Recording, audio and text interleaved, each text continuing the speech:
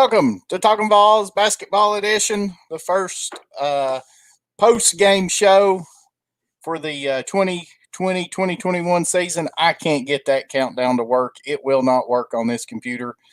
VAWLS JP is going to have to go buy a new computer if he is going to run these. I am tired of this. This is embarrassing. I cannot get it to work. I do not understand it. It will play everything that I ask it to play, but we get on StreamYard and it runs like a snail. But anyway, VAWLS come out with a 59-47 victory. Was that it, Dauber, or 59? I can't even remember now. 56-47. 56-47, 9-point victory over the Colorado Buffaloes. I'm VAWLS JP. And I'm Dauber. What's happening? What's going on, everybody? We got 23, it looks like, here in the chat tonight. We appreciate everybody. We got Basketball 77 saying, hey. What's up, Basketball 77? We got B. Adams in there saying, hey, guys. And we've got, who else we got in here? This thing is slow, I'm telling you. It's horrible. Yeah, Dauber, I'm going to have you running this show. Well, Tim Bradley's in here. Ty Myers, Courtney Holland, Scenic, one of our regulars that we see quite often on our Wednesday night Talkin VAWLS, where we go into the football. Got a couple others that I don't recognize that are a little bit new. We welcome all you all tonight.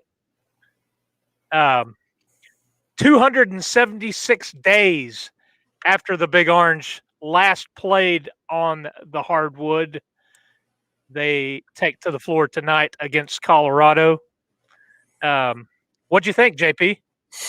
Well, I mean, you know, I felt like that first 6 minutes of the game, I was like, whoa, man. I was like, this is unbelievable with as much time off that this team has had with the COVID issues and having the delay to the season. I mean, they come out guns blazing, and what I think it was like it was 19-4 at one point, I believe, and I thought, man, they're going to blow them out. But I mean, all in all, I mean, with all things considering that was their first game, that was Colorado's third game that they'd already played.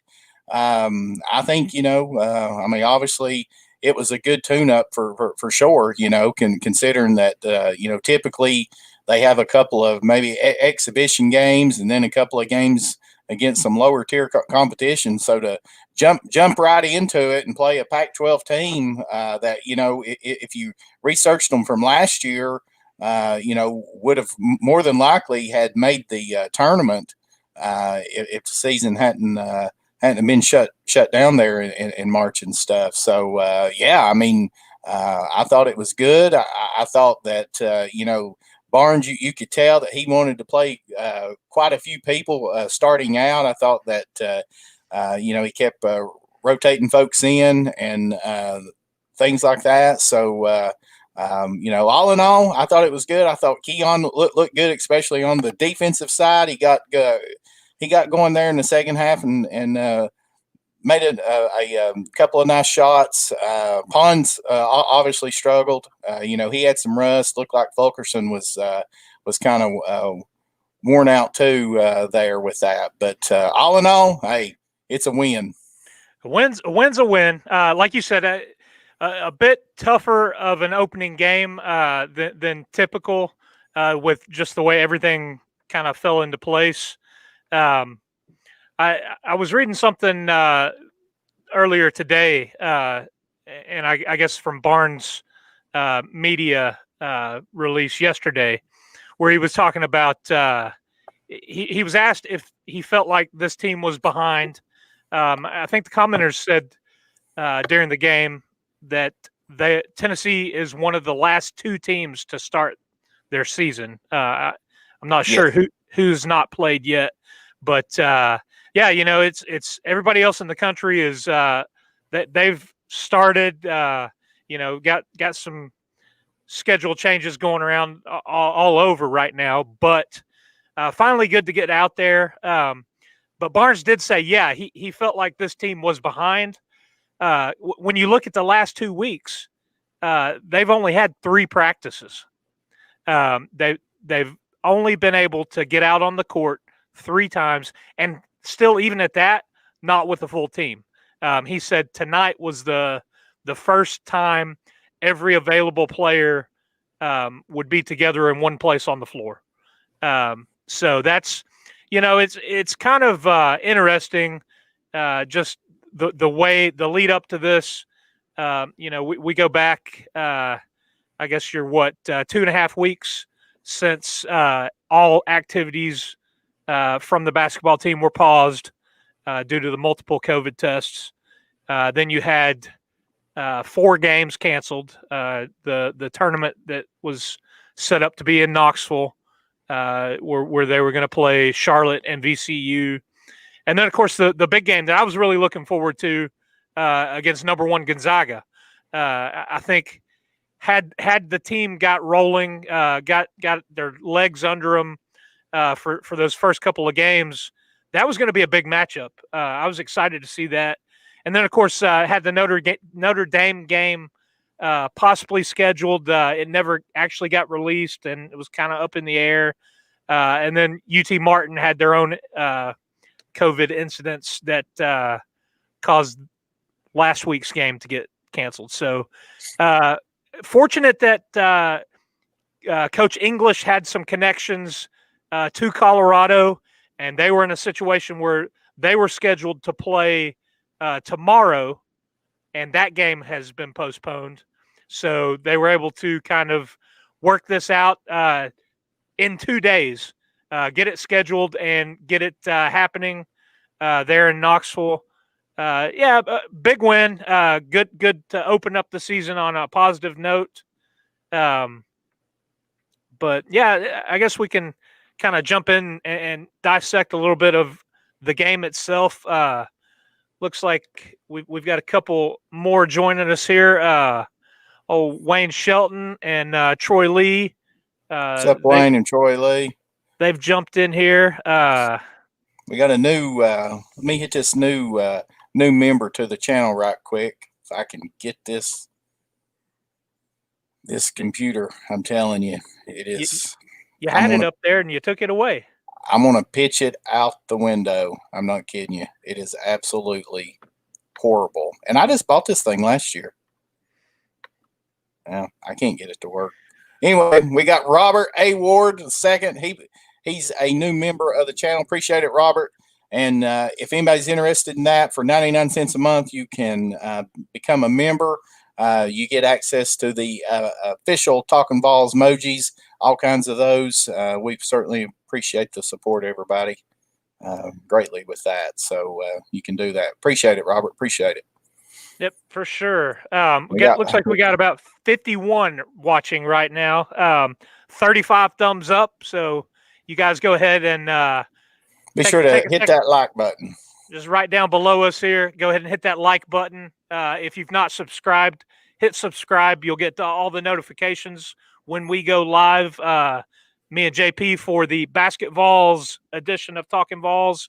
And when Boogie joins us on Wednesdays and Saturdays following the football games. Also, you can catch the Indie Kid with his what's he calling the Orange Blazer. The Orange Blazer on Mondays for basketball, and then of course he has the day after on Saturday where he continues the moaning and groaning for the football program. But this is Talkin VAWLS basketball edition, and we're not going to talk about that sorry football program. Hey, Brandon Hudson's here. He's saying it's different having a Jack and Coke after a VAWLS win. Yeah, we don't see many of those on during the football season, but I tell you what, I caught the Indie Kids Orange Blazer yesterday, and it got me fired up. I was ready for this game.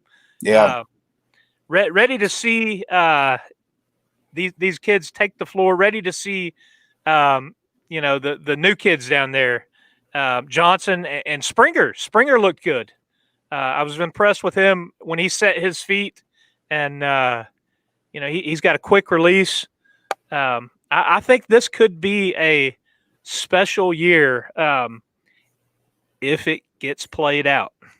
Yeah, I mean, that's going to be the whole theme of this season is, how much starting pause is this basketball program, and college basketball in general, how much is it going to have this year, and with that. But I mean, that's just something that we'll have to look at. I mean, hopefully Tennessee and hopefully a lot of these programs maybe have already had that outbreak or whatever, and they will maybe that we'll see less and less of it within the actual programs and stuff like that. I wouldn't be surprised if they don't end up just playing without any kind of fans at all if this virus continues with the route it is going, and everything like that. But Well, that certainly could be an option. A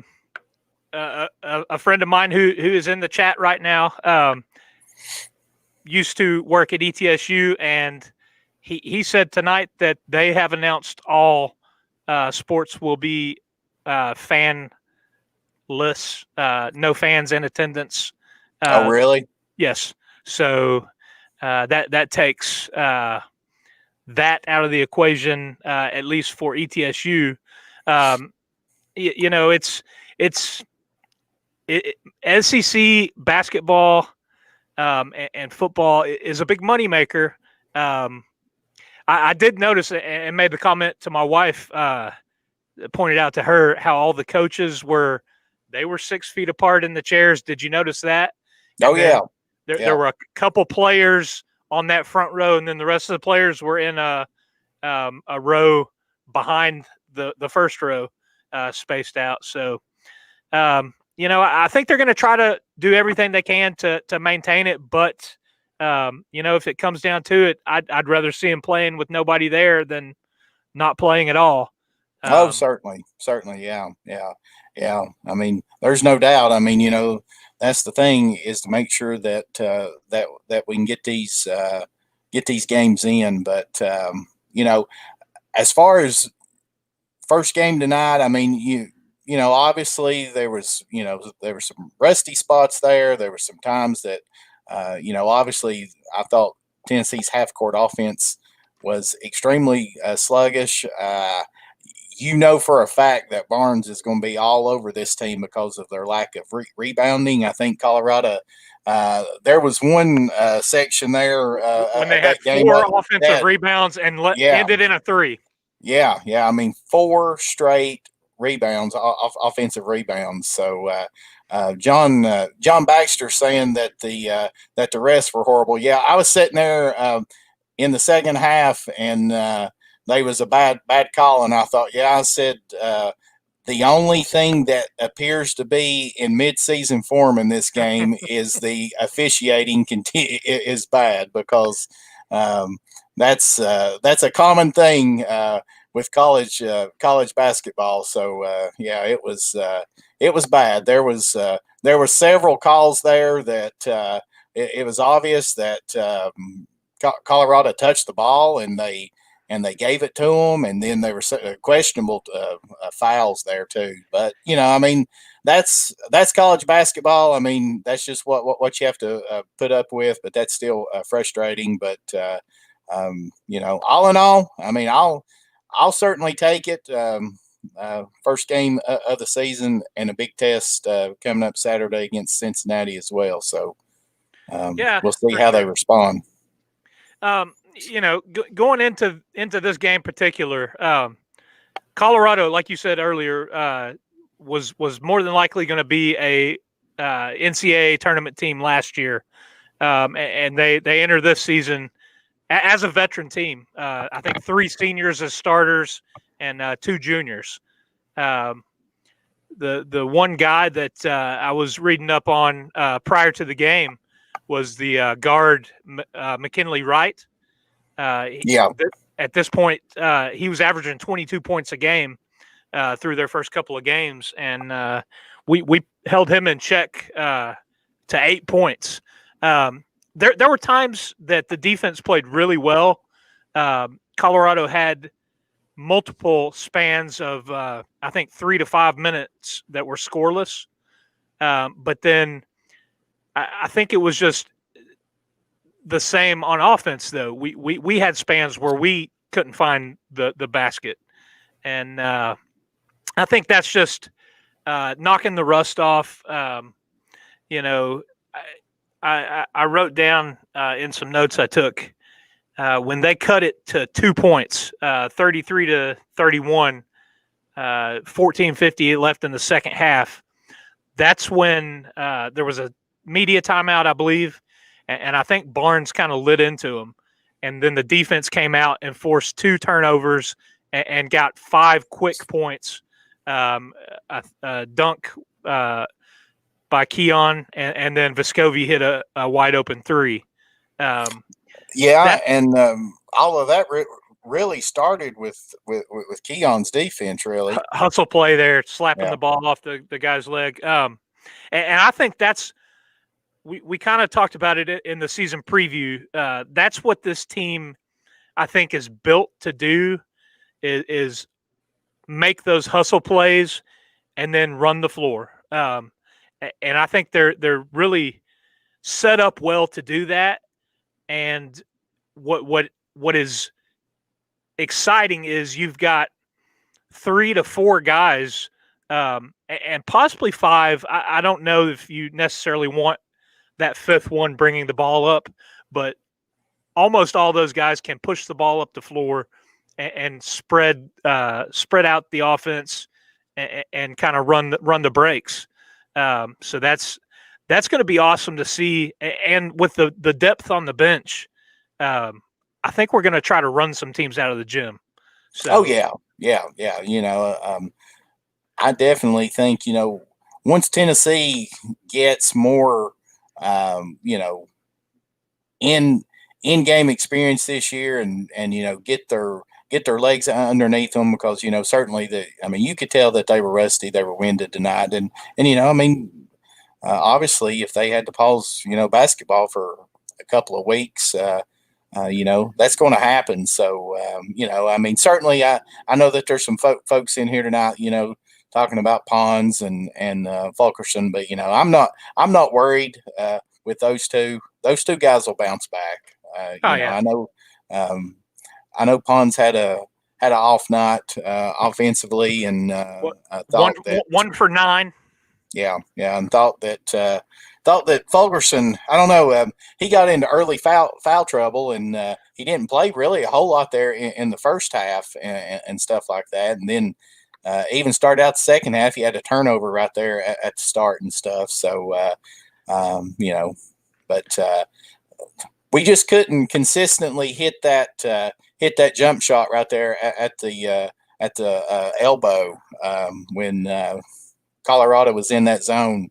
We had several open shots right there, and usually those that those are the ones that Pons hit last year, and Fulkerson, and I thought the EJ Anasiki kid, I thought that he brought a lot of hustle, and he's a big old body. I wasn't expecting him to really be as thick as he was, but I think that he's definitely going to help down there low, cleaning up on the boards as the season goes on, for sure.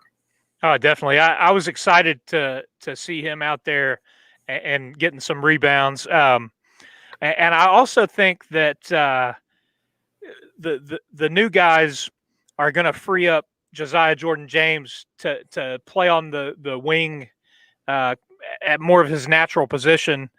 He didn't have a great night offensively, but he was able to move without the ball. And there was one play particular where he crashed the boards and had that cleanup putback. I think plays like that are going to be where he helps this team this year. It was good to see him out there, and he looked comfortable and relaxed as compared to last year when he was kind of forcing stuff. And I know we've talked about he was hampered by I think it was a groin injury what we found out towards the end of the season pretty much all year last year. So I don't know that he ever really kind of reached his potential, but hopefully we'll see him, break out this year in his sophomore campaign. And man, this team, there's a lot to be excited about. Got a couple people talking about Victor Bailey. Yes, that's another big addition.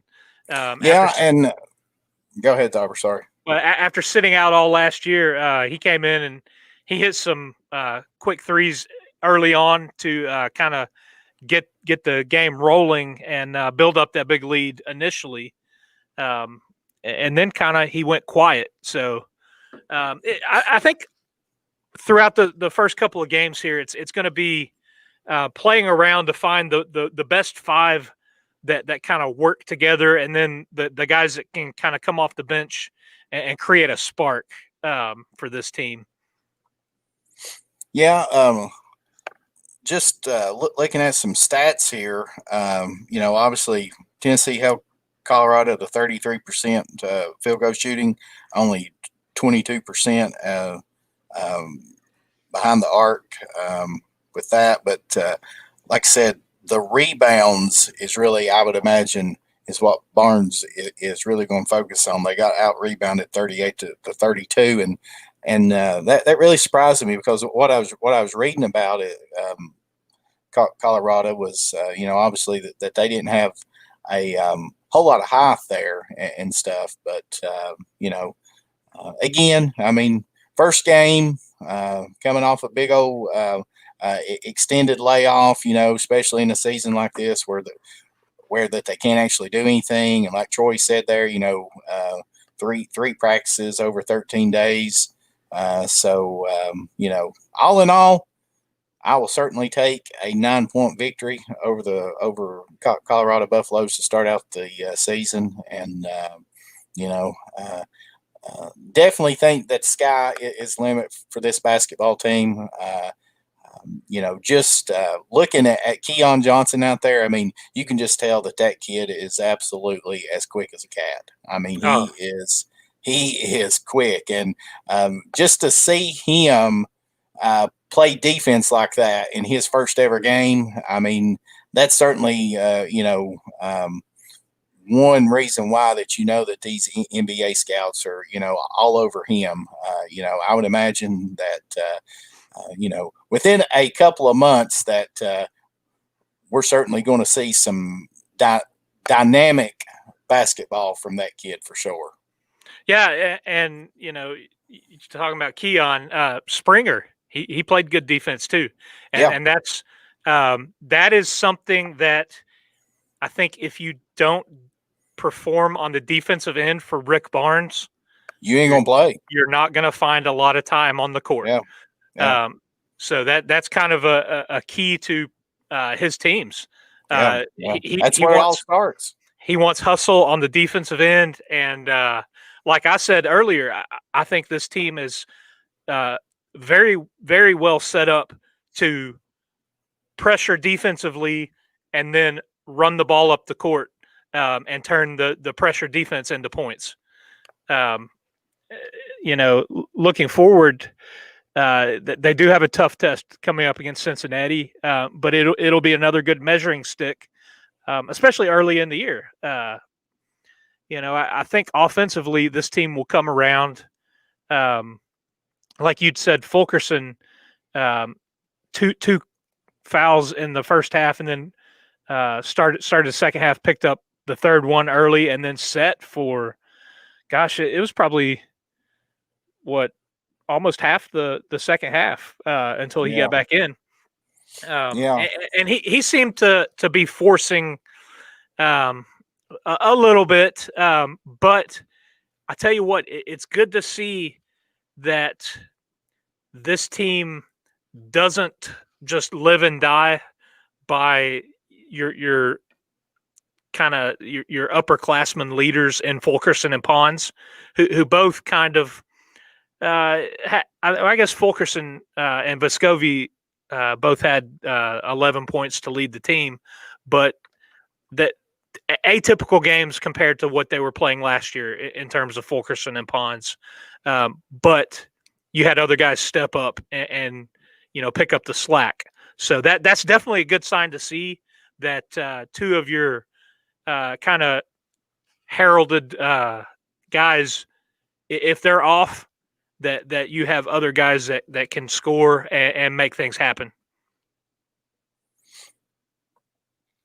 We've got 67 that's in the live chat. We appreciate everybody tuning in tonight after Tennessee's win over Colorado Buffaloes. If you haven't already, be sure to go ahead and hit the like button. We certainly appreciate it.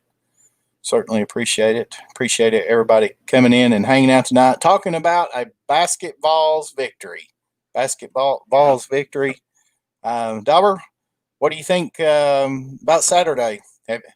Have you done any kind of recon on the Cincinnati Bearcats? I saw that they're 1-1.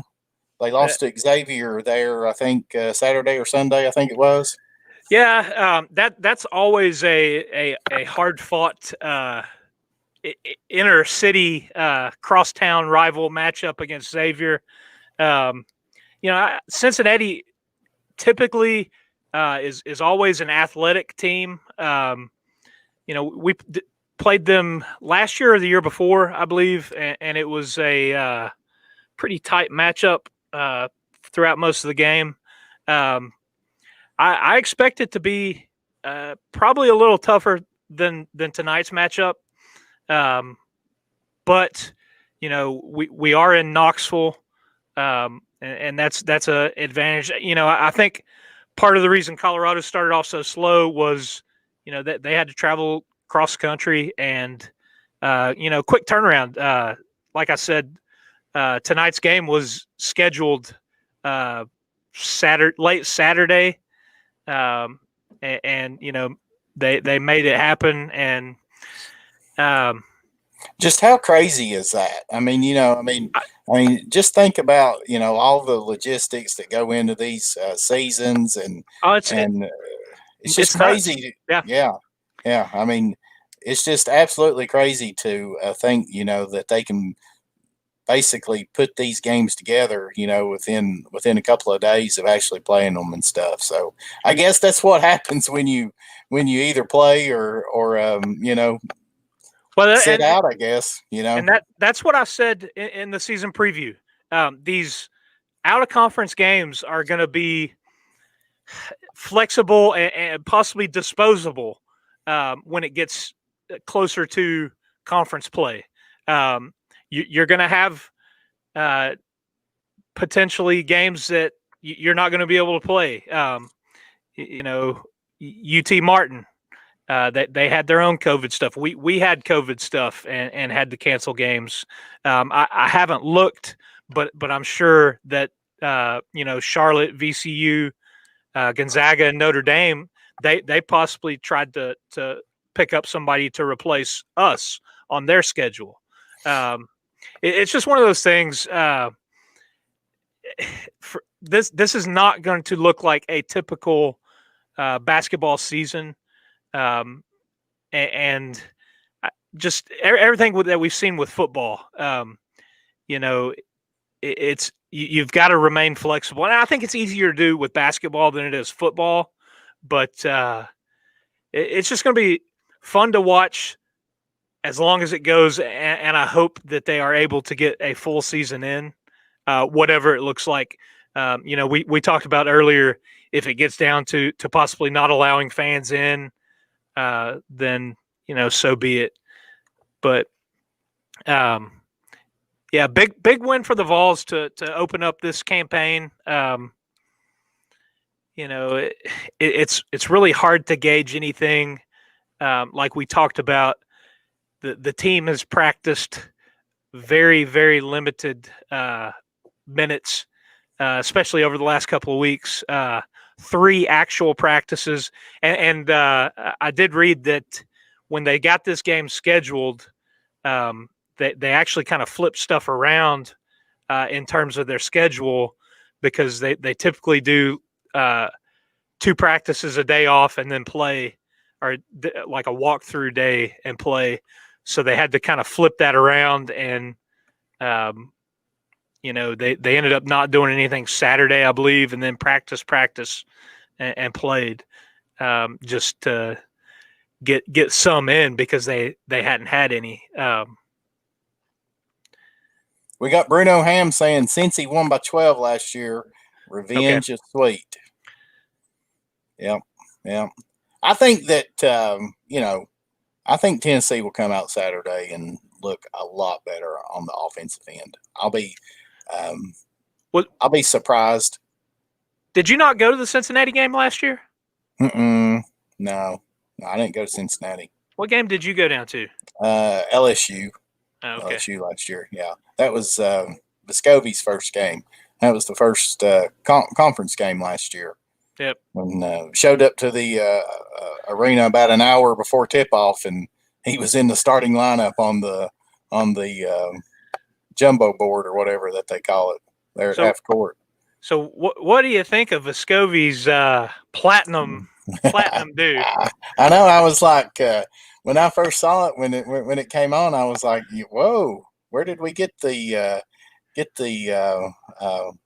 white-haired fella from? So it almost looks like your beard. Yeah, I know, right? Kevin's saying that we beat a major Division I team tonight with major Division I talent. Despite looking rusty and out of sync, it's not like we played North Texas State Go Vols. And I agree, Kevin. I mean, I agree. I mean, yeah. Obviously it wasn't a 20-point victory, and it wasn't pretty, and all those things. But there's certainly some bright spots there, and it is. I mean, first game with everything that this team has went through with all this COVID stuff, starting out the season, and to go in there and play a team that's already played twice, and like I said at the beginning of the show, I mean, most people were saying that this Colorado team was going to make the tournament last year if the season hadn't got paused there, canceled. Yeah. So with all that, so I mean, certainly, I mean, this wasn't a cupcake, and I think that it'll be a good, certainly a really good tune-up for Saturday as well. I agree. It wasn't Elon or one of these schools that you typically open up with, or one of the teams you have an exhibition game against. And I'll tell you, we came out the gates, and I thought, man, we're rolling. And then it was just like we just hit the brick wall, didn't we? we kind of hit a wall, came back down to earth. There was the rim got closed up a little smaller, and it was sloppy on both ends for a while.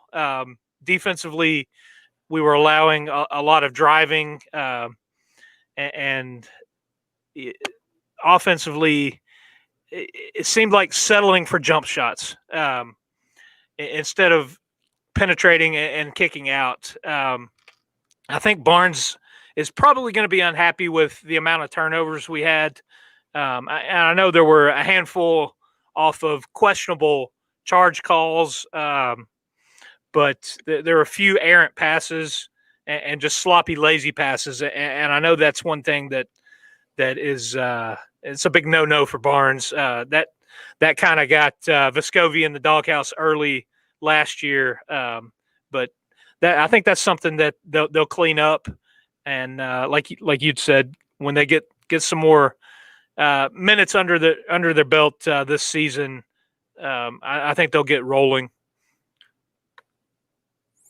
We got Zach. He's calling us out. I got to put him up here. Yeah, Zach, I certainly agree. We need Boogie, but unfortunately, he doesn't like basketball.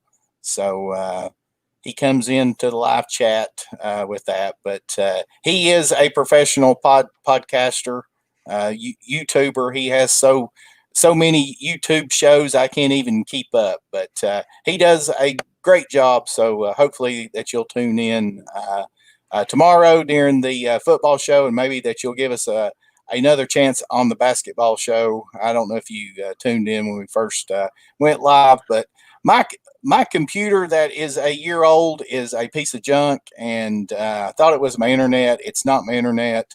So I have got some major computer problems. I'm going to get that fixed. As soon as I get off here, I'm going to order me one. So tired of this. So anyway, but Zach, we appreciate the comment there and appreciate the support. And we hope to see you tomorrow night in the football show for sure. So what do you think, Boogie or Dauber?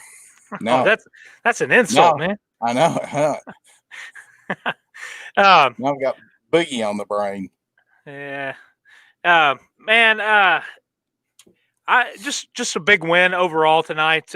Like I said, it's hard to kind of gauge a whole lot off of tonight based on just the lack of practice that this team has had.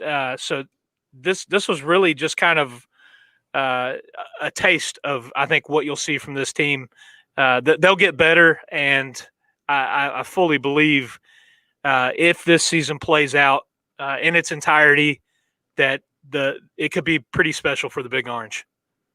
Oh yeah. I mean, I'm certainly excited about it. I mean, it's we are. I mean, we are a basketball school. I mean, there is no denying that.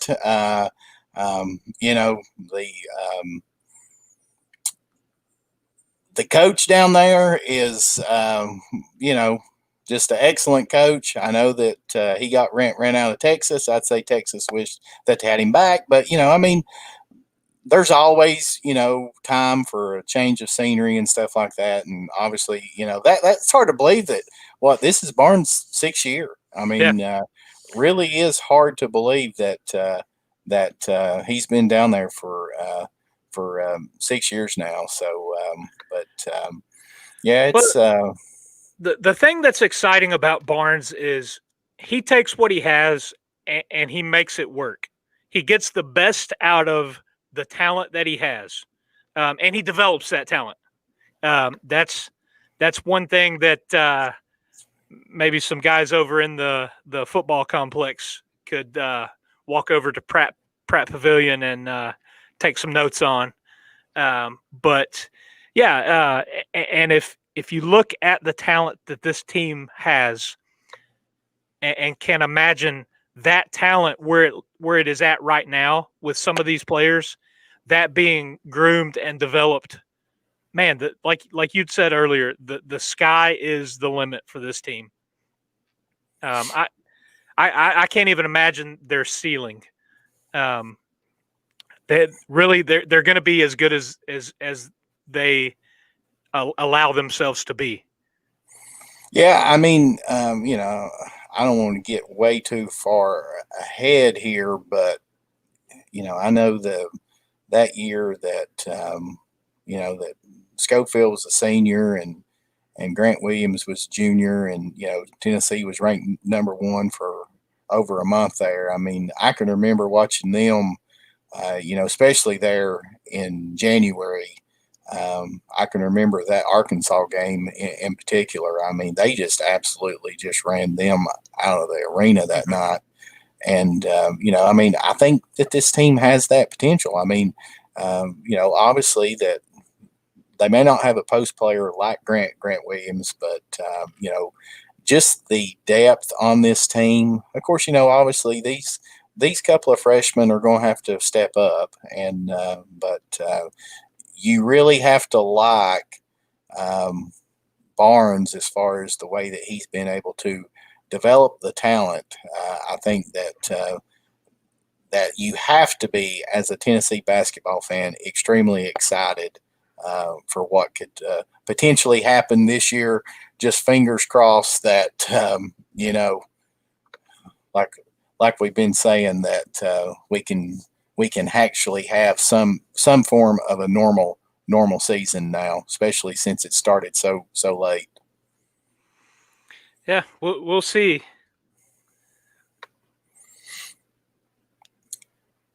What time is the game Saturday, Dauber? I think it's 12:30 on the SEC network. I believe it is. The basketball game? I Yeah. thought it was 7 is the Appalachian State game next Tuesday. Yeah. I believe you're right. I'm pretty sure it's 7:30. Pretty sure it is. Yes. But Pretty sure. So we got that. We got that at 12:30, and then the program formerly known as a football team at 4, I believe. So with that, but so next week, what are we going to schedule for this? we've got probably, what time is the Appalachian State game on Tuesday? Did you say I believe 7:30. 7:30? Gosh, Yeah. that'll be late if we go live afterwards. I don't know. Everybody just be on the lookout. We will decide what night that we're going to do that. Whether it's going to be Monday or Monday or Tuesday. Yeah, Monday or Tuesday. We'll be sure to put the links out. That's why it's important to be sure to like and subscribe to the Talkin VAWLS Network. That way that you'll know anytime that we have any kind of new content coming out. Scenic want to know what time the Cincy game is. Pretty sure, Scenic, that it is 12:30 on the 12:30. SEC network. Yep. That is 12, correct. 12:30. And Bruno's saying the Appy State is at 7 o'clock. 7 o'clock. Bruno's saying. Yeah. With that. So, anything else, Dauber, you got tonight? That is all I've got. Like I said, big win. We did have a couple players unavailable tonight, Corey Walker and Drew Pember. I didn't see why, but they were listed as unavailable. I think that they were, well, I had thought that it was for COVID reasons, but I might be wrong. I thought I saw Pember sitting over on the bench, though. I think I saw him as well. So I'm not for sure exactly what it was. Before we go there, Kevin's asking, what was the final tally on 3-pointers? Tennessee finished 36.8%, 7 of 19. Colorado was 5 of 22 for 22.7%. Tennessee was 11 of 15, free throw 73%, 12 assists, 32 rebounds, 11 of them offensive rebounds. They had 12 steals and 15 turnovers. They did force 23 turnovers against Colorado with that. So, all right. I think that's going to do it for tonight. We appreciate everybody tuning in. Again, I apologize for the slowness of my computer. I hope it wasn't too awful bad. I will get that fixed. I promise. I cannot stand this. It's horrible. I know. So I certainly apologize for that. But we do certainly appreciate everybody tuning in. Be sure to like and subscribe to the Talkin VAWLS Network, and be on the lookout for the next show. It'll either be next Monday or Tuesday. We'll be sure to put information out there with that. And then tomorrow night, we've got the weekly football show with Boogie will be back with us. So we'll break down the matchup of the century. The matchup of the century this Saturday in Nashville. If that is actually what ends up happening with the Ole Miss A&M game being canceled, there's potential that I've seen we may play A&M this Saturday.